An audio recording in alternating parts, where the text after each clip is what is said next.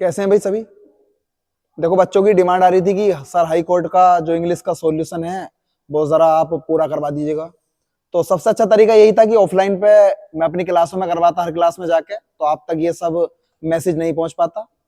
लेकिन मैंने सोचा कि जो मैंने आपको तैयारी कराई थी पूरी हाई कोर्ट के, आपको 25-25 नंबर के प्रैक्टिस सेट, वोकेब का पूरा प्रैक्टिस सेट, कुल मिलाकर जितना भी मुझसे हो सकता था मैंने अपनी पूरी जी जान लगा दी थी।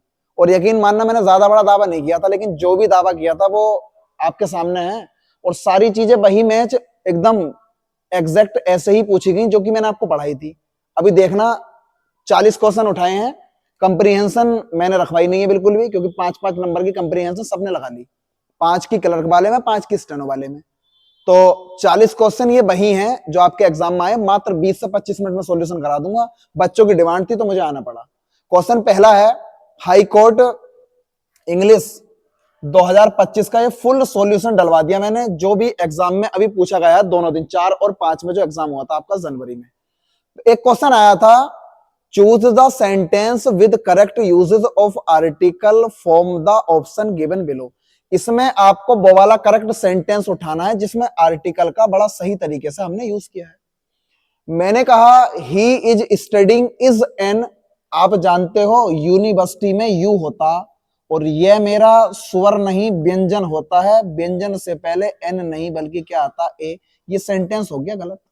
आगे आओ, the police launched AFIR against the criminal. Criminal अपराधी के खिलाफ FIR दर्ज कराई।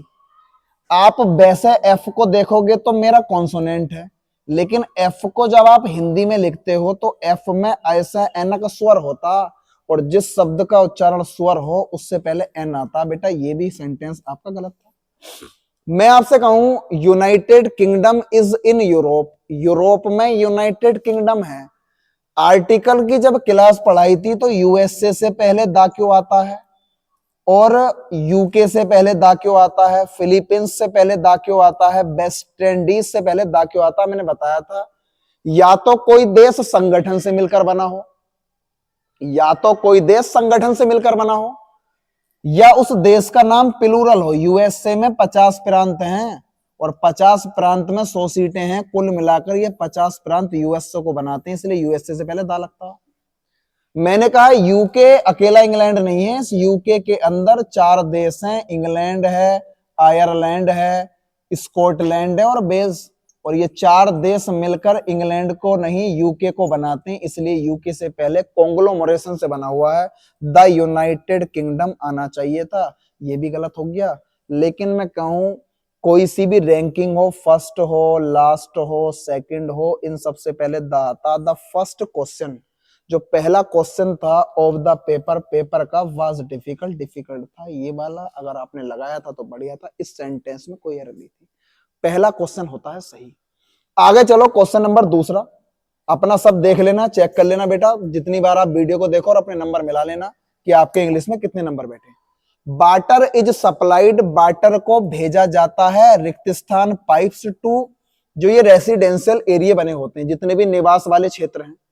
मैंने आपको एक प्रीपोजिशन पढ़ाई थी, खूब पढ़ाई होगी, फ्रॉम का जोड़ा टू से बनता है, कि पाइप से, और जितने भी जो आवास वाले क्षेत्र हैं जहां लोग रहते हैं वहां पहुंचाया जाता, फ्रॉम टू होता। खत्म करो। थिरो पिरो तो कुछ नहीं है, थिरो तो पाइप के माध्यम से है, लेकिन मैं जानता हूं फ्रॉम का जोड़ा टू से बनता, थिरो से नहीं बनेगा। ये फ्रॉम और टू का नियम है। बताओ नहीं पढ़ाया हो तो कोई बच्चा मुझे ये कह दे, कमेंट कर दे कि सर आपने नहीं पढ़ाया था। ये नियम मैंने 1000 बार पढ़ा दिया क्लासों में।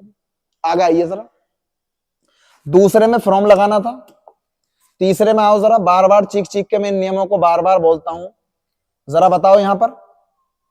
Choose the correct sentence from the sentence given below. नीचे जितने भी सेंटेंस दिए गए हैं उसमें आपको सही वाला चुनना।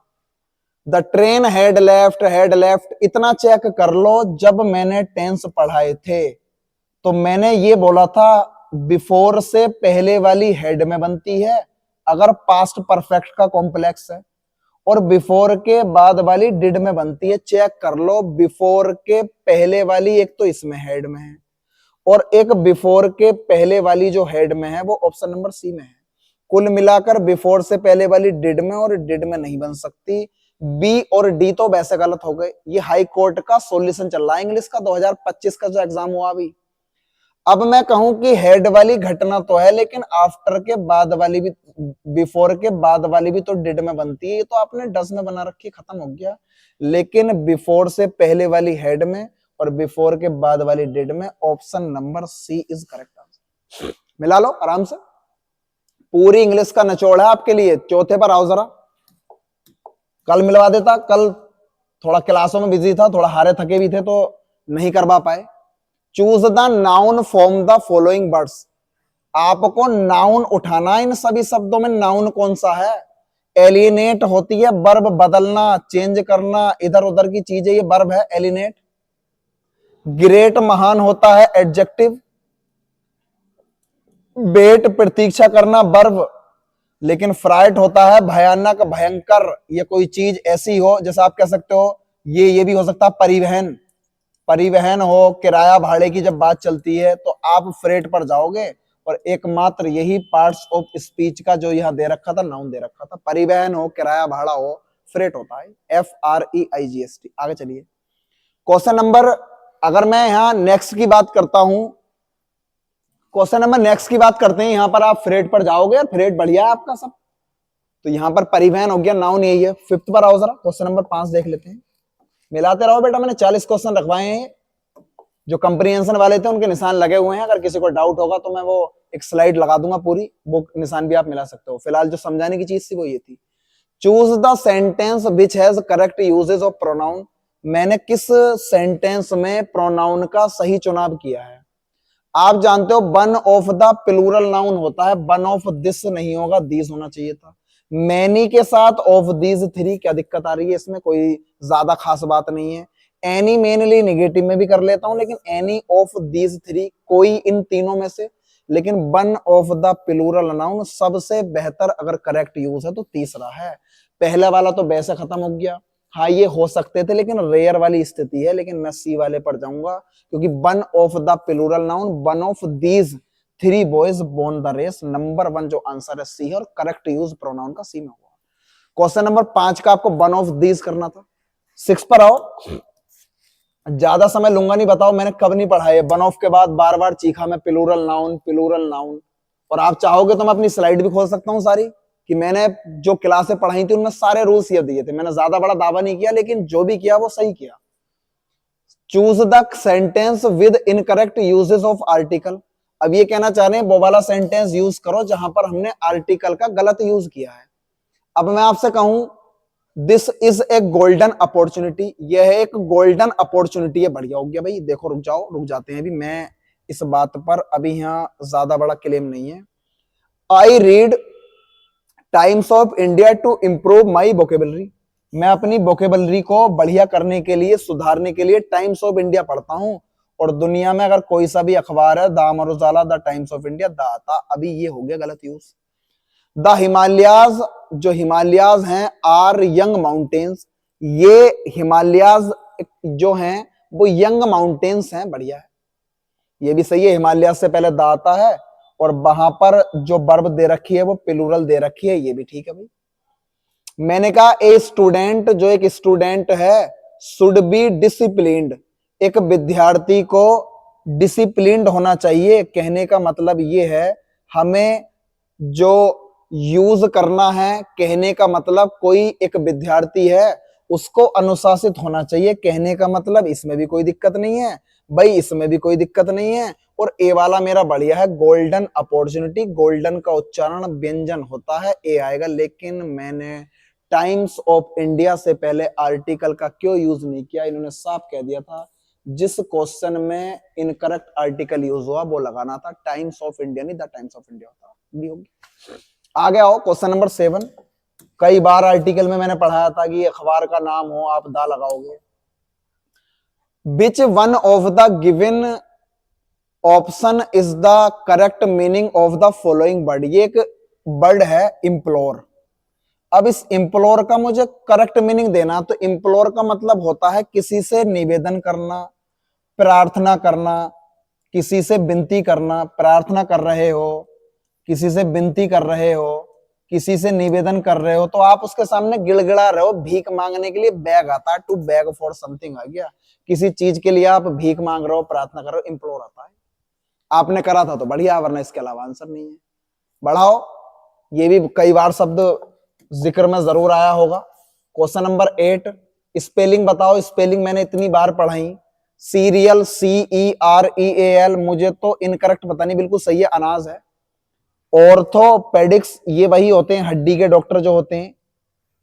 अगर मैं पास्चुराइज PASTEU, ये भी बढ़िया है, दूध का पाश्चुरीकरण जो होता। लेकिन कमिट में किसने बता दिया, कमिट में डबल M बनता, COMMI सिंगल T। कितनी बार कमिटमेंट की स्पेलिंग जिन्होंने ऑफलाइन बैच पढ़ा है उन्हें भी मैंने कई बार कराई है कि बेटा कमिटमेंट वाली स्पेलिंग में डबल M और सिंगल T बनता, कमिटमेंट हो गया।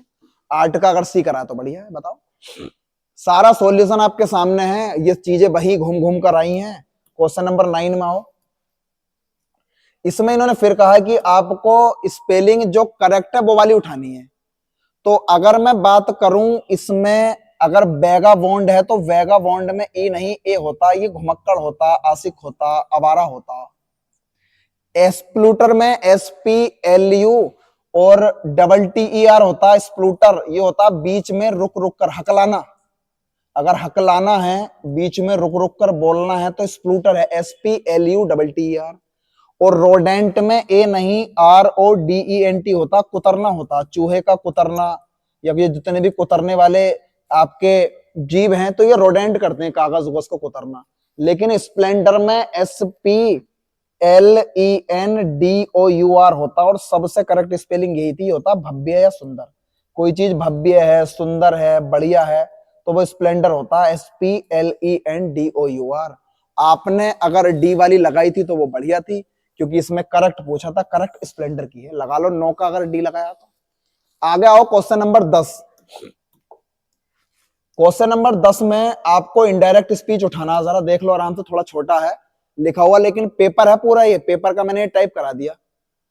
The lady said to the maid, don't go outside the house without my permission. देखो, ये देखो, अब लेडी ने उस मेड नौकर से कहा, अपने जो उसके घर में काम करता था या करता है, आपको बाहर नहीं जाना है बिना मेरी परमिशन के। तो सिंपल सी बात है, रिक्वेस्टेड की कोई बात नहीं हुई है, क्योंकि प्लीज का जिक्र नहीं हुआ, सी को खत्म करना था। मैं कहूं जब ये सेड टू हो, ये टोल्ड में हो जाते हैं, लेकिन टू नोट नहीं, जब मैंने किया है तो नोट टू में होता है, ये खत्म हो गया। हालांकि ऑर्डर दे दिया था, the lady order the made देगी, लेकिन टू नोट नहीं, मैं जानता हूं नोट टू होता है। The lady order the maid not to go outside the house without. अब माई का हो जाएगा her permission, option number D।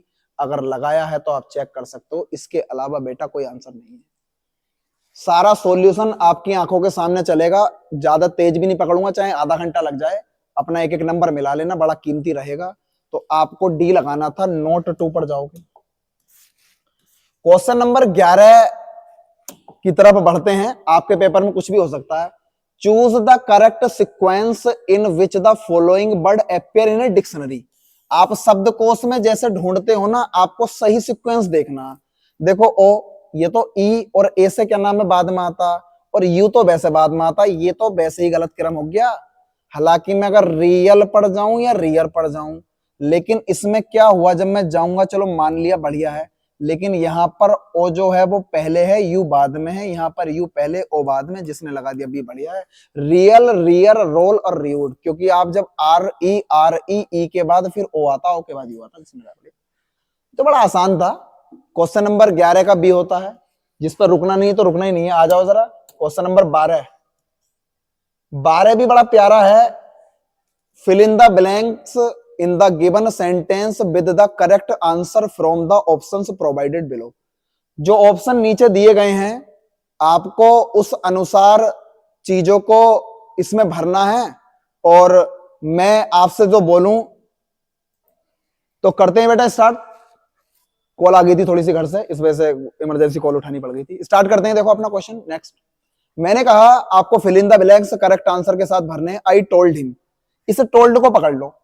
बाहर की घटना अगर पास्ट में हो तो अंदर की घटना कभी प्रेजेंट में नहीं हो सकती। खत्म हो गया। ये तो मैंने आपको इतना पढ़ाया। जो हाई कोर्ट का मुझसे ऑफलाइन प्रैक्टिस कर रहा था वो बता देगा कि सर ने पढ़ाया नहीं पढ़ाया। आई टोल्ड हिम, मैंने उससे बताया, that I could not do the job, मैं उस जॉब को नहीं कर सकता था, बिकॉज द पे बाज लेस, जो उसका पे था ना, भुगतान बहुत कम था। जिसने सी लगाया बढ़िया, क्योंकि टोल्ड ने सबको खत्म कर दिया भाई साहब, सिर्फ कैन हो कि पास्ट फॉर्म कुड जो है वो आंसर लगा लो। 12 का सी होता बेटा। हर चीज मैंने आपको कराई थी, अगर आपने गलती से भूल से जो भी कर दिया तो वो आपकी गलती रही होगी। बहरहाल मेरी कोई गलती जो ऐसी नहीं रही कि मैंने छुड़वाया और सारी चीज आपके सामने लाया। Choose the incorrect sentence from the sentences given below. आपको इस सेंटेंस में जो इनकरेक्ट सेंटेंस है उन्हें चुनना है। Why are you not acting upon my advice, आप मेरी एडवाइस पर क्यों एक्ट नहीं कर रहे हो। माई एडवाइस नाउन के रूप में है, बिल्कुल सही है, इसमें कोई दिक्कत नहीं है। He was sleeping while his friend was studying, वह सो रहा था जबकि उसका दोस्त पढ़ रहा था। दोनों चीजें निगेटिव वे में जोड़ी, कोई दिक्कत नहीं है, दोनों बराबर टेंसेस सिमिलर। मैंने कहा हैड आई प्रैक्टिस हार्ड, हालांकि मैंने हार्ड प्रैक्टिस की थी, फिर भी आई वुड हैव वॉन, मैं जीत गया। अगर मैंने प्रैक्टिस हार्ड की होती हैड के साथ वर्ब की थर्ड फॉर्म, तो अगला जोड़ा would have third form, could have third form से बनता है। ये वुड हैव थर्ड फॉर्म या कुड हैव थर्ड फॉर्म से ले तो ये भी सही है। लेकिन अगर मैं कहूं हाउ लॉन्ग, कितने लंबे समय से और मैं टेंस में बताता हूं, हाउ लॉन्ग हो आपका सिंस वहन हो, ऑल द समय हो, द होल समय हो, ये सारी घटना ना सिंपल कॉन्टिन्यूस में नहीं बल्कि काय में बनती हैं। ये परफेक्ट कॉन्टिन्यूस में बनानी थी। आपको कुल मिलाकर वर नहीं करना चाहिए था। हैड यू बीन प्रिपेयरिंग अगर करा होता, बी वाला गलत है, क्योंकि हाउ लॉन्ग के साथ वर नहीं बल्कि परफेक्ट कॉन्टिन्यूस हैड बीन आएगा। खत्म हो गया। हाउ लॉन्ग का मतलब है कब से, कितने लंबे समय से, और काम पहले से जारी, तो यहां जाओगे ना सिंपल कॉन्टिन्यूस में। आपने बी करा तो बढ़िया। क्वेश्चन नंबर 13 का बी। आगे आओ क्वेश्चन नंबर 14। 40 क्वेश्चन उठाए हैं, ज्यादा समय लग भी रहा है तो कोई बात नहीं। अब आपको इतना परेशान बार बार मेरा रोज सेशन नहीं देखना पड़ेगा। अब तो मैं एसएससी वाले बच्चों के लिए लाऊंगा जो भी अपना मुझे उठाना है। फिलहाल आगे बढ़ते हैं। क्वेश्चन नंबर, इसमें आपको जो रिक्त स्थान है, fill in the blanks in the given sentences with the correct answer form the option provided below. जो ऑप्शन नीचे दिए गए हैं आपको करेक्ट आंसर लगाना है। ब्लैंक अमेरिकन्स वर रिक्तस्थान टू लैंड ऑन रिक्तस्थान। आप जानते हो इस मून से पहले दा का आना जरूरी। मुझे ऑप्शन नहीं पता, मैं ऑप्शन देखना ही नहीं चाहता, मैं तो अपने आप भर दूंगा, देखते रहना। और जितनी भी रैंकिंग है फर्स्ट सेकंड थर्ड फोर्थ, इनसे पहले दा था। अब देख लो दादा कहां है। मैं मानता हूं लास्ट के दो ऑप्शनों में दादा यहां है, कहने का मतलब इससे पहले भी दा का मून से फिक्स है और इस रैंकिंग से पहले भी दा आएगा। अगर लास्ट के दोनों ऑप्शनों में दादा दे रखा तो सिर्फ डी में तो आप द अमेरिकन का मतलब सारे अमेरिका में रहने वाले हो गए ना, जिसने लगाया डी, तो तीनों में दी देगा। तीनों में दा अगर भरा है तो बढ़िया, वरना इसके अलावा आंसर नहीं। बताओ, मैंने काट दिए सारे ऑप्शन, ये आंसर होता।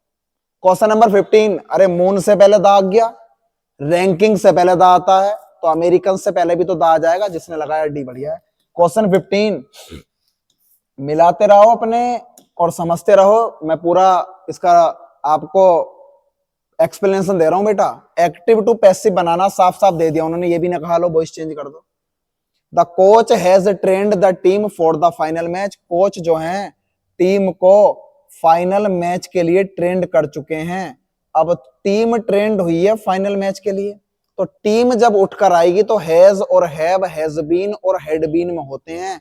टीम के अनुसार सिंगुलर ही वर्ब आती है, क्योंकि team is a collective noun. Had have is सब खत्म हो गए भाई साहब, सब पे पेन फिर गया। आपको हैज को हैज बीन में, trend by the coach for the final match, जिसने ए लगाया था तो बढ़िया। 15 का ए। 16 पर आओ। क्वेश्चन नंबर 16 के कहता है the news of our teams victory. अब न्यूज होती है खबर, हमारी टीम की जीत की जो खबर है, ब्लैंक ट्रू।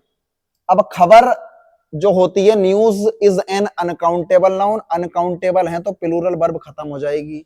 अब बताओ हैज ऐसा आ सकता है क्या? बिना काम वाला सेंटेंस है, हैज बीन ट्रू, सच हो चुकी तो बढ़िया है क्योंकि हैज बीन, हैव बीन बिना काम वाला है, लेकिन बिना काम वाला सेंटेंस है the news of teams victory is true, वो सच है, खत्म हो गया।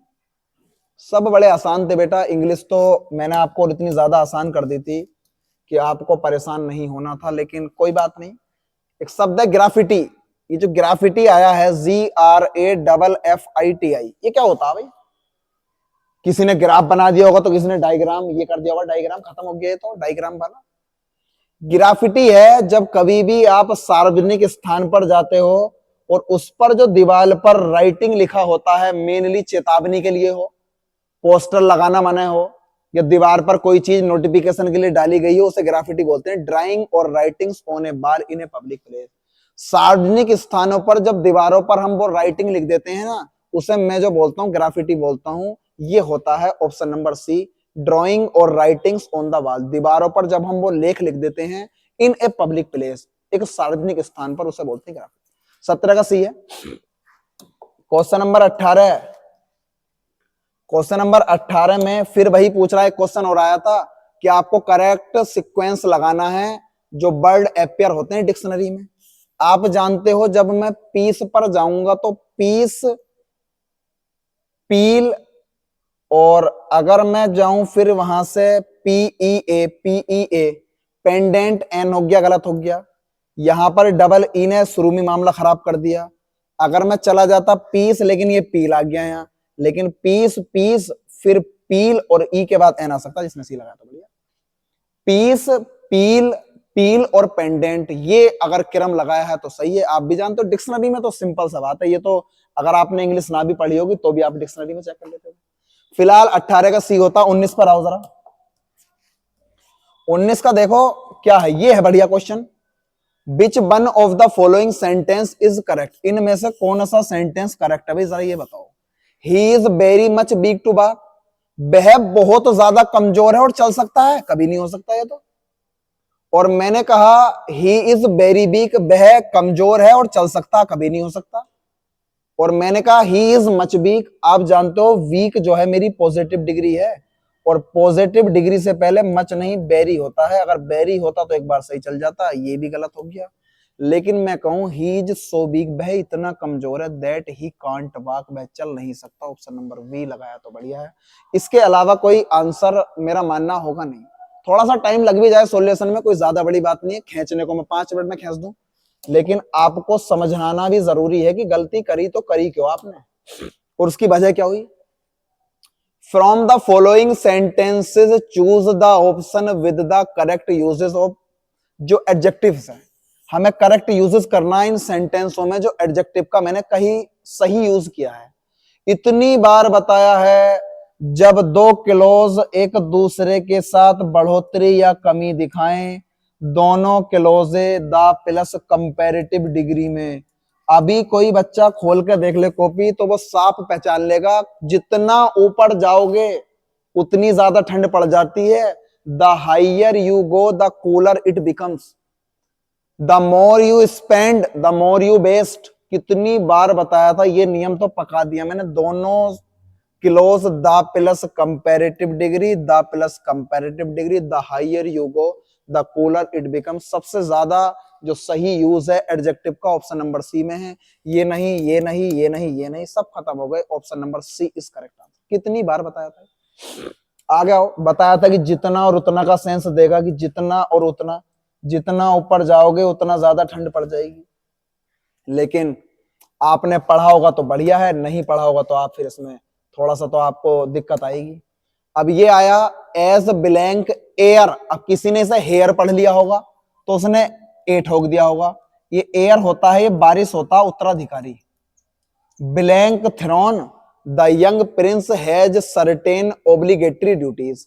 आप जानते हो उत्तराधिकारी होने के लिए, गद्दी की जो उत्तराधिकारी की बात चल रही है, एयर से पहले एन आता, तो देखो ये तो खत्म हो गया। एयर से पहले एन आ जाएगा, आपने एन एयर, और गद्दी के लिए टू द थ्रोन होता है, उसकी बात चल रही है। गद्दी से पहले एन तो वैसे भी नहीं आ सकते, ए ऑप्शन हो गया।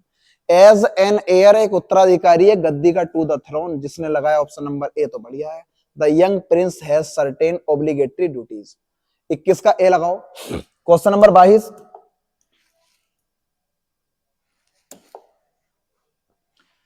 Fill in the blank in the following sentence with the most appropriate option, tense form है। The guard went to oversea, देखने गए वाट द गार्डनर्स, उन्होंने ऊपर से ही देखा कि gardener blank in the area so that he could submit the work report to the supervisor. आपको डू का जो फॉर्म था दे रखा था साफ साफ पेपर में, जो देखा है बच्चे जानते हैं, उसका डू का सही फॉर्म लगाना था ना कौन से वाले ऑप्शन में। अब जब गार्डनर उन्हें ऊपर से देखने गया, went to oversee what the gardeners, अब उनके द्वारा अगर होता तो वाई द गार्डनर्स होता, बर्डन हो जाता। अब मैं कहूं क्या किया, क्या करते हैं, क्या कर रहे थे, बर्ड डूइंग हो जाएगा, काम खत्म हो गया। अरे क्या कर रहे थे, वो यही तो देखने गया था। सिंपल सी बात है, सिंपल पास्ट में बना दोगे, और वो भी पास्ट कंटिन्यूअस। उन्होंने क्या किया से बढ़िया, वो उस समय कर क्या रहे थे, वर डूइंग अगर लगाया, गार्डनर्स होते हैं जो माली है, तो the guard went to oversee, उन्होंने देखा, what the gardeners were doing, gardeners क्या कर रहे थे, इन द एरिया, क्षेत्र में, सो दैट ताकि ही कुड सबमिट द वर्क, वह उस जो काम किया है उसे जमा कर सकें, टू द सुपरवाइजर, जो भी वहां का सुपरवाइजर बना हुआ है। तो क्या किया से बढ़िया, वो क्या कर रहे थे वो देखने गए थे, आपको वर डूइंग करना है और वहां की घटना को कंटिन्यूटी में दिखाना था, ये हो गया। आगे बढ़ते हैं, क्वेश्चन नंबर 23, जो बता रहा हूं आपने ये लगाया तो बढ़िया है, अपने नंबर जोड़ लेना। क्वेश्चन नंबर 23 है, द हेलीकॉप्टर फ्लू, हेलीकॉप्टर उड़ा, blank the memorial for floral tribute, ये होते हैं पुष्पांजलि के लिए स्मारक, पुष्पांजलि के लिए जो स्मारक बने होते हैं, पुष्पांजलि के लिए स्मारक, तो पुष्पांजलि के लिए जो स्मारक बने होते हैं उन्हें बोला जाता है मेमोरियल फॉर फ्लोरल ट्रिब्यूट। पुष्पांजलि के लिए जो स्मारक बनते हैं, जब हम उनपे श्रद्धा से फूल चढ़ाते हैं। एज चूंकि द आर्मी मैन प्रिपेयर्ड, वो तैयार हो गए थे, टू पुट ए सीट, एक सीट को रखने के लिए, द डेड बॉडी ऑफ मार्टायर, मार्टायर होता शहीद, अब शहीद की जो डेड बॉडी है उसके ऊपर ही तो रखेंगे ना, उस डेड बॉडी को कवर करते हैं। और मैंने बताया था कोई कपड़ा हो कोई सीट हो, वहां पर जब कवर करते हैं तो ओवर द डेड बॉडी आ जाता। कई बार बताया था मैंने, सर से ऊपर की बात हो या ढकने की बात हो, तो एक तो ओवर इस वाले ऑप्शन में है, एक ओवर बाद में इस वाले है। मेरा मानना ये और ये तो नतमस्तक होना पड़ा है। ये क्वेश्चन लेवल का था और मुझे बढ़िया लगा ये क्वेश्चन। अब मैं कहूं कि जब हेलीकॉप्टर उड़ा तो हेलीकॉप्टर उस जो पुष्पांजलि के लिए स्मारक है उसके ऊपर से थोड़ी ना उड़ा होगा, आप जानते हो उसके स्तर से ऊपर उड़ गया होगा। पुष्पांजलि का देने का जो स्मारक है वो बना हुआ होगा, हेलीकॉप्टर ने वहां से उड़ते उस लेवल से फूल बिखेर दिए होंगे, और वो जो आर्मी मैन थे वो उस डेड बॉडी के ऊपर जो कपड़ा था उसे ढकने की तैयार हो गए। केमिकल एबव बी लगाया तो बढ़िया। आगे आइए 24, मिला लो अपने अपने।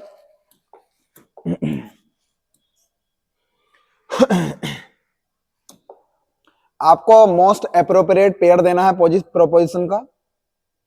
आई अराइव्ड एट द थिएटर, मैं थिएटर में आया, blank good time, to get a comfortable seat, अब कंफर्टेबल सीट आरामदायक सीट लेने के लिए ना मैं समय से पहले आया हूँ। In good time, in time होता समय से पहले, ये तीन समय बताए थे। इन टाइम ये होता बिफोर टाइम, मतलब कि समय से पहले।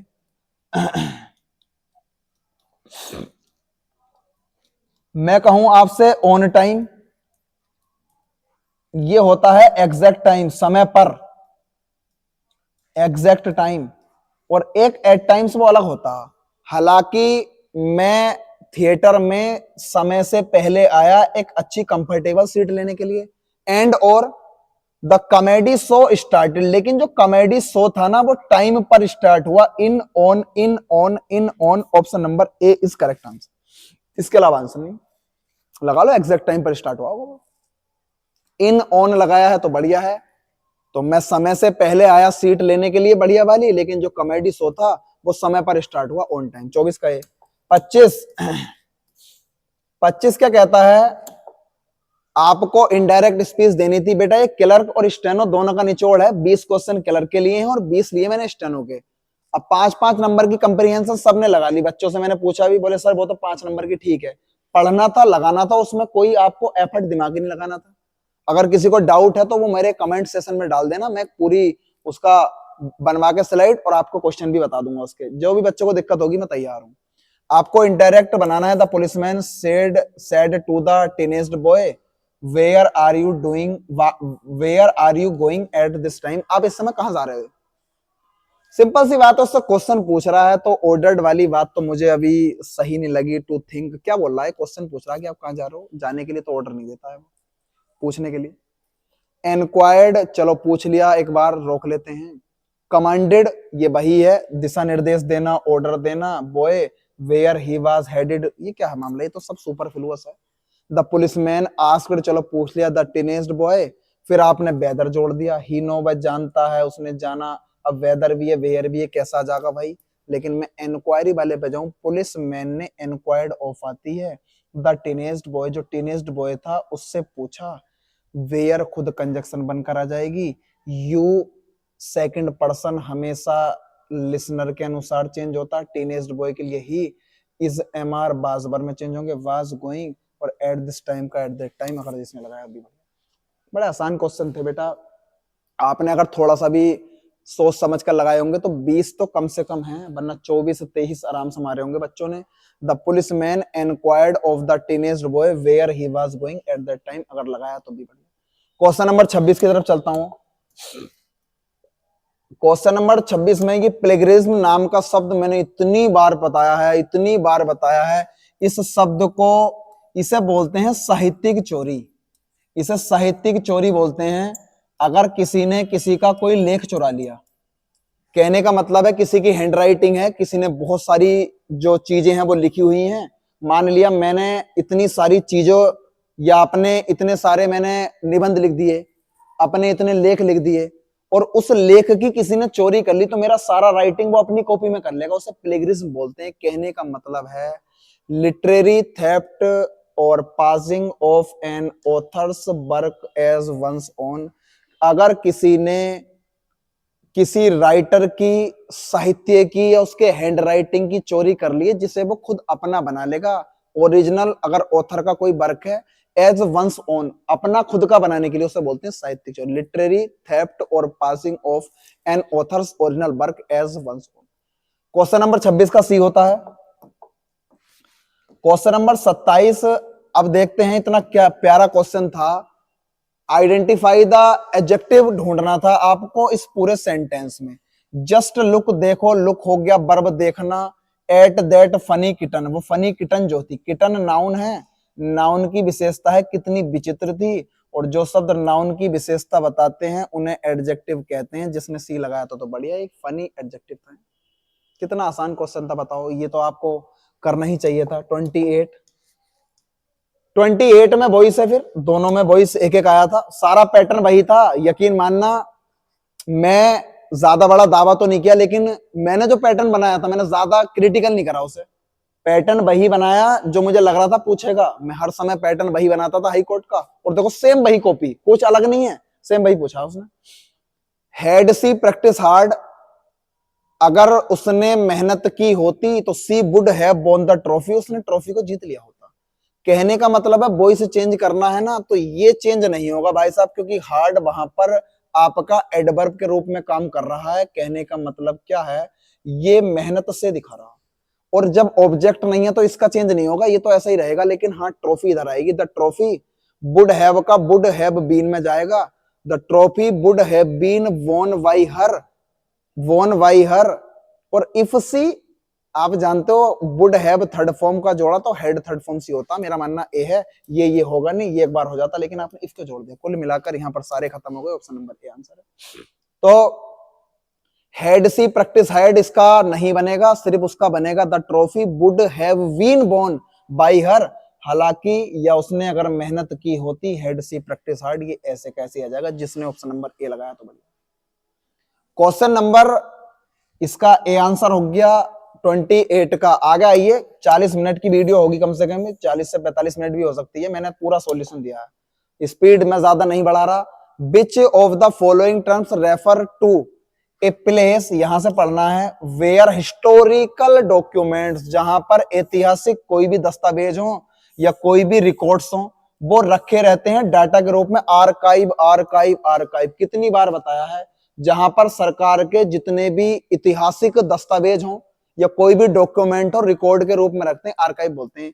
फैसिमाइल प्रतिरूपी, ये तो श्रेणी बन जाती है पोर्टफोलियो। और हैंगर तो वायुयान जहां पर उड़ान भरने के बाद फिर वहां पर वो उसका रेस्ट के लिए या खड़े किए जाते हैं, वो हैंगर होता।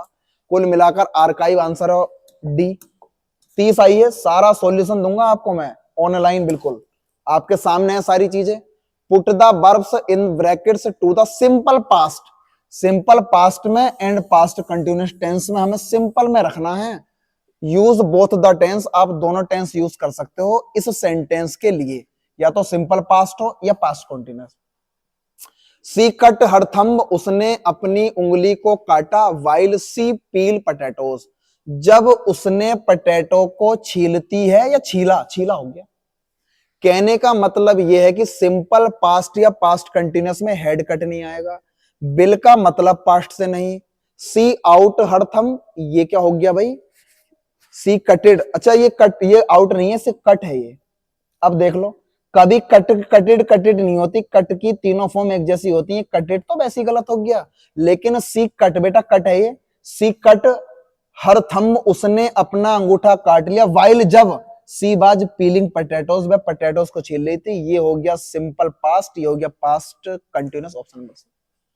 कट कट कट तीनों फॉर्म एक जैसी होती हैं, कटेड नाम का शब्द नहीं होता, इसलिए ये तो आपने पास्ट परफेक्ट बना दिया, ये फ्यूचर की बात नहीं कर रहा था। कटेड कुछ होता नहीं है, जिसने ऑप्शन नंबर सी लगाया तो बढ़िया था। She cut her thumb while she was peeling potatoes, option number C answer हो गया इसका 30 का। आइए जरा 31 पर। 31 में क्या था, ये बड़ा आसान था, आपको ट्रांसलेट, हालांकि कभी क्लास में ये करवाने का मौका मिलता नहीं है, लेकिन फिर भी क्लास में ये चीजें वैसे होनी चाहिए, लेकिन बच्चा इतना मैच्योर खुद हो जाता।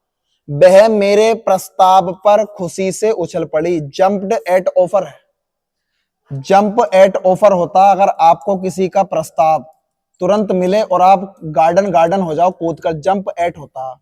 और अगर किसी निष्कर्ष पर पहुंचना तो जंप टू कंक्लूजन होता। अगर किसी निष्कर्ष पर पहुंचना है, नतीजे पर पहुंचना है, तो jump to conclusion.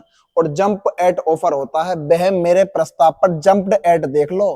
He she jumped with delight at my offer, jumped at my offer और विद डिलाइट का मतलब खुशी से वह मेरे प्रस्ताव पर उछल पड़ी। और अभी बताया था जंप्ड एट ऑफर ही दिखाता है, विद डिलाइट का मतलब खुशी से। Option number D answer. 31 का डी। 32 पर आओ, सारा सॉल्यूशन आपके सामने लगा दिया इंग्लिश का पूरा। विच of the following synonym, relinquish जो है ये, इसका सिनोनियम क्या होता है, रिलिंक्विश का मतलब होता है त्यागना। अब त्यागने का सिनोनियम त्यागना ही होगा, तो एडजोनिंग तो संलग्न करना, सम्मिलित करना। हॉस्टाइल दोषी या शत्रु विरोधी, कैंसिल तो कैंसिल करना है, लेकिन गिव अप होता त्यागना या छोड़ना, जिसे आप फोर सेक भी बोलते हो। गिव अप बराबर फोर सेक होता नहीं होता, ये भी तो त्यागना होता। कुल मिलाकर 32 का आपने बी करा है तो बढ़िया है, ये गिव अप होता है forsake. Option number B is correct answer. Question number 33, अगर मैं 33 की बात करूं तो इसमें बहुत प्यारा था ये। इसमें बोला कि from the given options identify the plural form, जो ये नाउन दे रखे हैं इनकी प्लूरल फॉर्म को आइडेंटिफाई करना है, और जोन सा करेक्ट नहीं है उस पर निशान लगाना। मैं तो साफ बता रहा हूं, 4 ऑप्शन है। माउस जब चूहा होता तो इसका माइस भी हो जाता, चूहा जो घर वाले चूहे हैं। और कंप्यूटर का माउस हो तो माउस का माउसेस होता है, ये कंप्यूटर का माउस है। और जिसने अगर ये नहीं करा होगा तो गलत हो गया, कंप्यूटर का माउस है। बढ़िया भाई साहब। एल्यूमिनस भूतपूर्व छात्र सिंगुलर, और एल्यूमिनस का एल्यूमिनी बनता है, भूतपूर्व बहुत सारे छात्र हो गए। मदर इनला हाइफन वाले शब्द का प्लूरल मेन शब्द में एस लगाकर बनाते हैं, मदर्स इनला, बढ़िया कर रखा है ये भी। लेकिन मैं कहूं फॉर्मूलाज नहीं, फॉर्मूला होता सूत्र, और फॉर्मूला का फॉर्मूला नहीं फॉर्मूलाज होता, जिसने लगाया था ए बढ़िया। फॉर्मूला ही नहीं फॉर्मूलाज होता, फॉर्मूला का फॉर्मूले ही नहीं फॉर्मूलाज होता, जिसने लगाया ऑप्शन नंबर ए बढ़िया है। माउस का माउसेस सही है, एल्यूमिनस एल्यूमिनी सही है, और मदर्स इनला सही है, लेकिन फॉर्मूलाज होगा ऑप्शन नंबर ए। 34 आगे बढ़ाते हैं तेज, बड़ा आसान है। यदि ईश्वर ने चाहा तो तुम कामयाब होगे, अगर भगवान प्रेजेंट में चाह रहा है इफ के साथ तो अगला काम फ्यूचर में होगा। इफ गॉड विल्स, अगर भगवान विल इच्छा होती है, अगर भगवान चाहते हैं तो यू विल सक्सीड, तुम कामयाब हो जाओगे। एक काम डू डस से होगा तो अगला तभी तो विल से होगा। ऑप्शन नंबर अगर ए लगाया तो बढ़िया, वरना इनके अलावा आपको जाना नहीं था। 34 का ए। 35 क्या कहता है? 35 ने, अच्छा इसका भी ट्रांसलेशन है। वह सीढ़ियों से नीचे गिर गया, दे रखा है फॉलोइंग टू ट्रांसलेट करना है। वह सीढ़ियों से नीचे गिर गया और उसकी पीठ में चोट लग गई। अब सीढ़ियों से नीचे गिरा और पीठ में चोट लग गई तो सिंपल सी बात है, क्या बनाओगे? सीढ़ियों के लिए स्टेयर्स आता, तो देखो आप एक काम कर लो, ये ट्रिप्ड ऑन, ये तो जाल में ट्रैप ट्रैप कुछ नहीं है। और लेडर का मतलब तो वैसे सीढ़ी होती है, लेकिन जीने की सीढ़ी की बात कर रहा है, ये वैसी सीढ़ी की बात नहीं कर रहा जो हम टेम्परेरी लगा देते हैं। अब वह स्लिप्ड तो फिसलना होता, लेकिन फेल डाउन गिरना होता, फिसलने की नहीं गिरने की बात चल रही है। ही फेल डाउन, वह गिर गया, द स्टेयर्स सीढ़ियों से, एंड इंजर्ड हिज बैक, और उसने अपनी जो पीठ है ना उसे चोटिल कर लिया। अगर आपने बी लगाया तो बढ़िया था। ही फेल डाउन द स्टेयर्स, वह जीने की सीढ़ियों से गिर गया। फिसलने की बात स्लिप्ड डाउन नहीं थी, स्लिप ऑफ आता, वैसे भी फिसल कर रपट कर गिर जाना, इसलिए डाउन नहीं आएगा, ये खत्म। He fell down the stairs and injured, और उसने अपनी पीठ को चोटिल कर लिया, उसकी पीठ में चोट लगी। बी हो गया 35 का। 36 आ जाओ, ये तो बड़ा प्यारा है। पोस्टह्यूमस, बार बार बताया था, बच्चा अपने बाप की मौत के बाद पैदा हो पोस्टह्यूमस। कोई किताब उसके राइटर की मौत के बाद प्रकाशित हो पोस्टह्यूमस।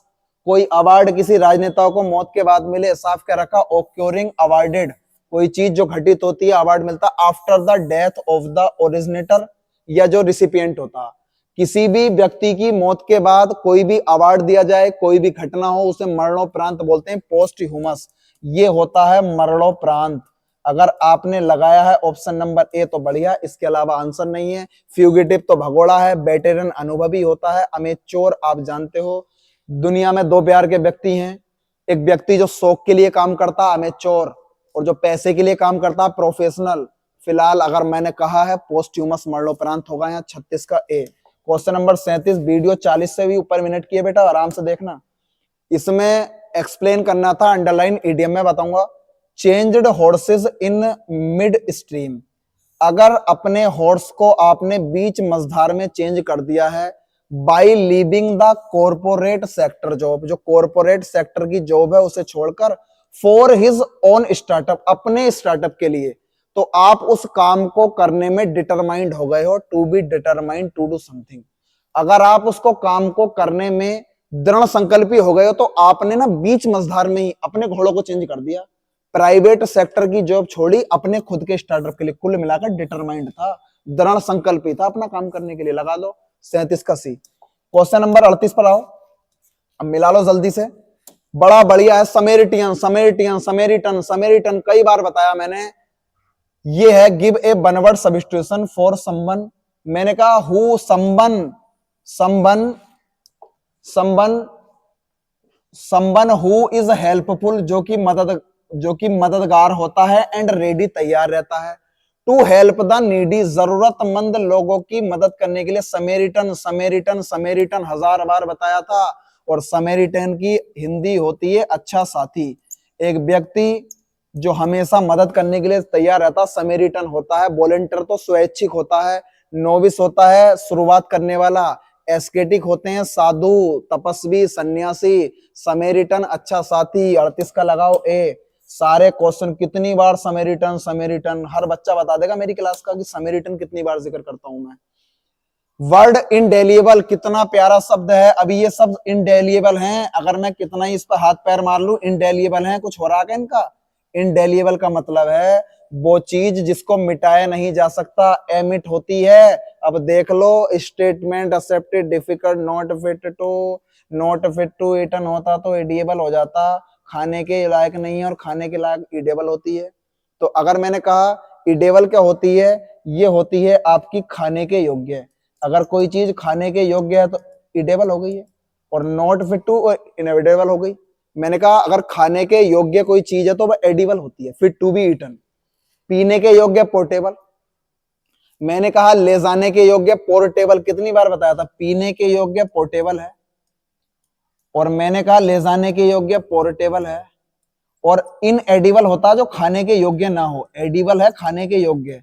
तो अगर मैं कह दूं ये इन एडिबल है तो वो खाने के योग्य नहीं है, लेकिन साफ साफ कहा गया था कि इनडिलेबल वो चीज होती है जो एमिट होती है, mark that can't be removed, ऐसा निशान जिसको रिमूव नहीं किया जा सकता। Option number A is correct answer. और लास्ट लगा देते हैं मोहर, आपके 40 क्वेश्चन पर डिफर होता है स्थगित करना, किसी चीज को विलंब करना, किसी चीज में देरी करना। और बताओ देरी करने का उल्टा पूछा गया है, तो प्रेज प्रशंसा करना, सरेंडर आत्मसमर्पण करना, प्रोलोंग तो आप जानते हो प्रस्तावना हो गया, या कोई भी किसी चीज को, अब मैं कहूं हेस्टन होता है जल्दीबाजी करना, और जल्दीबाजी करना जो हो जाएगा वो स्थगित करने का हो जाएगा। जिसने लगाया था ऑप्शन नंबर सी तो बढ़िया था, इसके अलावा आंसर नहीं है, जल्दीबाजी करना होता है हेस्टन। कुल मिलाकर सत्र आपको बढ़िया लगेगा, सारा सॉल्यूशन आपके सामने है। इसमें कंप्रीहेंशन जो है, कंप्रीहेंशन आपने खुद कर ली होगी, यकीन मानता हूं 10 में से 10 की करी होगी, एक भी गलत नहीं हुआ होगा तो वो धोखे से आपकी मर्जी से हुआ होगा। तो आप इस पूरे सॉल्यूशन को चेक करना, अपने नंबर मिला लेना, सर हमारे कितने बैठ रहे हैं। और मेरा मानना है ये सारी चीजें मैंने आपके लिए ही रखवाई हैं, ये स्लाइड लगवा दी थी, पेपर से उठवाया मैंने कि बेटा बच्चों के लिए थोड़ी डिमांड है तो बच्चे इस चीज को पूरा कर लें। तो उम्मीद करता हूं आपको बढ़िया सेशन लगेगा, आप जुड़े हुए रहिए, आपको और भी आने वाले एग्जाम के लिए मैं अपडेट देता रहूंगा। फिलहाल ये आप बढ़िया करके पढ़िए। धन्यवाद, नमस्कार।